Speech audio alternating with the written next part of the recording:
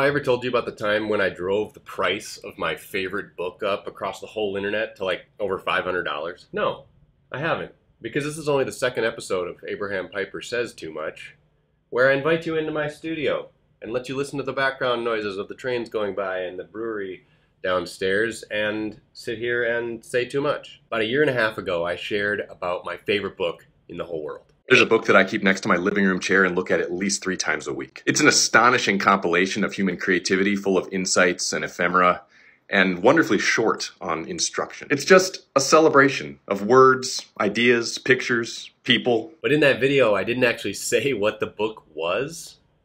Don't worry, I will in this video. I told the audience it was so as to not drive the price up. Oh, and I'll share the name of the book in a follow-up too. For now, I didn't want prices driven up even more.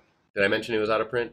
It's an out-of-print book. And that was completely true, as you'll see in a minute. But I was also toying with my audience a bit. I didn't realize how much, though. Let's see what people said. My friend Josh said that he bows to the king of clickbait. One of my specialties. Carla says, this is just mean. Amber says, I knew deep down you weren't going to tell us the name of this book, but I just kept watching, delusionally hopeful. To which I responded, that's the best kind of hope. You failed to do the only thing the video said you were going to do. I'm telling you what, clickbait. This whole video felt like an odd MLM intro video. Bro, I really watched this whole video only to have something bother me for the rest of the day. Thanks. Oh man, people got pissed. At this point, a few people had gotten it right in the comments. Partly because of the clues I gave in the video, but also because I said that I keep it next to my living room chair. So people went and watched my old videos to see if it ever appeared in the background. And it did a time or two. I had not expected this to become a scavenger hunt at all, really. And I definitely didn't expect the video to take off, which it did. It got over 1 million views. But at this point, I had to roll with it. And I wasn't just going to tell people what the book was. That would have been boring. So I made a second video and I hid the title of the book in that video. Check it out. Knowingly holding out on you in that book video yesterday wasn't really meant as trolling. But the fact that it has thousands of people annoyed now is pretty hilarious. Everybody knows I'm just here to have fun. If I had said the name of the book outright, it would have been the second most boring video on the internet yesterday. Even if I wanted it to be, it couldn't be a book I wrote like some people guessed. I've never published a book. Puzzles are what I sell on the internet, not books. So this was not a marketing ploy of any kind. Let me call the publisher real quick and see what they think. Just kidding, I'll do that later. Okay, a lot of you were guessing that it was the dictionary or some other gag answer, but no, my recommendation is completely sincere. Oh my god. It's not Mein Kampf. Kinda cool though to see people's other guesses. The comments are gonna make for an interesting reading list. It's not a book that would work well as a PDF. Nicely done to those of you who already figured it out. God no, I'm not gonna just say what it is. What fun would that be? Oh, I just thought of another marketing gimmick I can do. I can post the name of the book on Twitter and Instagram instead of here. Gotta build my personal brand. Kidding, kidding. I've already told you what it is. It's hidden in this video. Can you tell where I hid it? I didn't know if people were going to be able to figure it out. But I had faith. I had faith. Enough people watched that video. I think 400,000 people watched that second video. Someone was going to get it. And they did. So I posted a third video where I finally told people where I hid it and told people the title. I hid the ISBN number in the dual tone multi-frequency beeps of the phone number I dialed. I was pretty proud of myself for that one. The Art of Looking Sideways by Alan Fletcher. Over 300,000 people saw that third video and immediately every copy on the internet was gone. And then when they started reappearing a day or two later, they were priced at like $500. Given this scarcity and this demand, I thought for sure the publisher would want to talk about reissuing it. Just like I promised my audience I would, I emailed them and I said, here's what I said. I went on TikTok a few weeks ago and highly recommended The Art of Looking Sideways over the course of several videos. In response, 2 things happened. 1, over 200,000 people expressed some level of interest in this book coming back. That's explicitly expressing interest in a comment, not just views. The internet has now been depleted of used copies. They were commonly available for about $50. Now there are only 2 or 3 available and they're hundreds of dollars. Who can I talk to about possibly getting this book republished? I know that's a major endeavor, but I'd love to help make it worth your while. Thanks, Abraham. They didn't get back to me. Actually, you know what? I have over 100,000 unread emails, so I could be wrong about that. Let me go check. I'm back. I was wrong. They did get back to me. But they got back to me to say that they'd get back to me, which they didn't. That was April of 2021. Oh well. Here's what you should take away from this story. That book is good and worth getting. And now, obviously, the prices have come back down. You can find it again. As of me filming this, there are 18 copies on eBay, and the cheapest one is just a little under $50.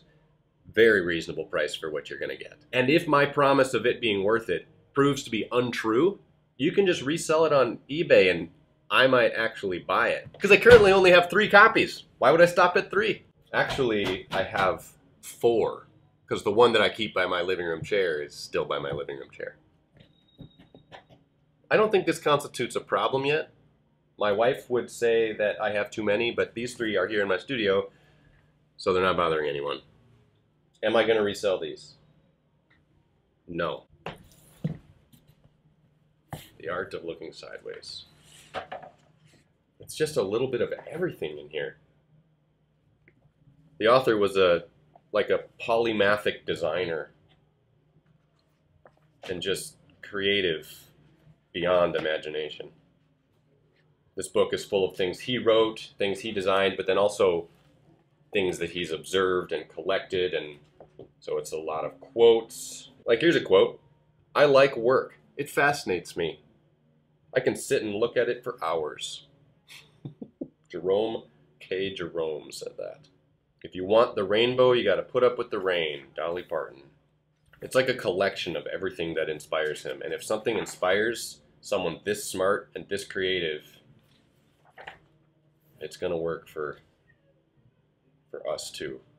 Here's a fact you probably didn't know. Salvador Dali borrowed the style of his mustache from a portrait of Philip IV by Velázquez. You know that classic coffee table book called The Art Book? The guy who wrote this designed that cover. I'm going to try to find the one picture that motivated me to buy this book in the first place years ago. It's like a quintessential example of minimalistic genius. You guys hear the music? It's coming both from the studio next to mine and from the brewery downstairs. It's a whole cacophonous din in here today. I really want to find this for you. Let's try flipping through again. It's not the most efficient way, but let's trust luck instead of a table of contents. This is another image that sticks out to me from this book. You just take splotchy blue and purples, and it's nothing, but then you draw those 3 lines, and it's a pool. I just love that. If I flip through enough times, I'm bound to find it. You guys bored yet? Oh man. Here's one that is memorable for me. An art critic reviewing Richard Bellingham's photographs of his parents, this one of his mother, in their tiny, tacky apartment, concluded that every wrong with the picture is right with the work. Every failure of the image is a success for the art. Such is the aesthetic of our times, a desire in effect of fucking up so completely and yet with such confidence. I would never have experienced that observation, that moment, that art without Alan Fletcher's skill at collecting and compiling. Oh, I found it. There it is. A glass of wine, 2 pencil circles, 1 red circle, and a straight line. This is perfect. All right, thank you for watching Abraham Piper Says Too Much, the show where I talk for longer than 60 seconds. New episodes come out whenever I feel like making one.